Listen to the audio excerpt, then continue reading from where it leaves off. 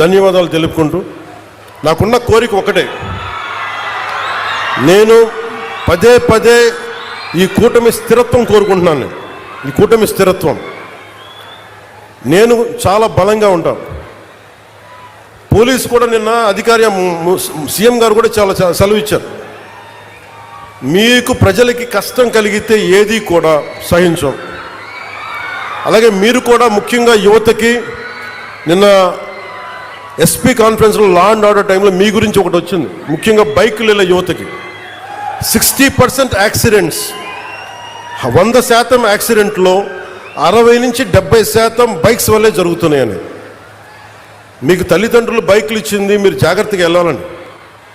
దయచేసి నేను మీ అందరికీ గెడ్డం పట్టుకొని మరీ బతులాడుతాం, దయచేసి క్షేమంగా వెళ్ళండి ఇంటికి. పోతే ప్రాణాలు తిరిగిరావు. మీరు బాగుండాలని కదా మేము చేసేది, అందుకని.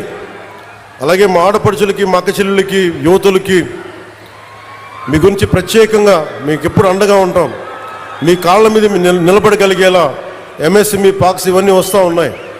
మాకు కొంచెం మరింత సమయం ఇచ్చి ఎప్పుడు మాకు తోడ్పాటునివ్వాల్సిందిగా మనస్ఫూర్తిగా కోరుకుంటూ, నిరంతరం మీ సేవలో పవన్ కళ్యాణ్. జై హింద్.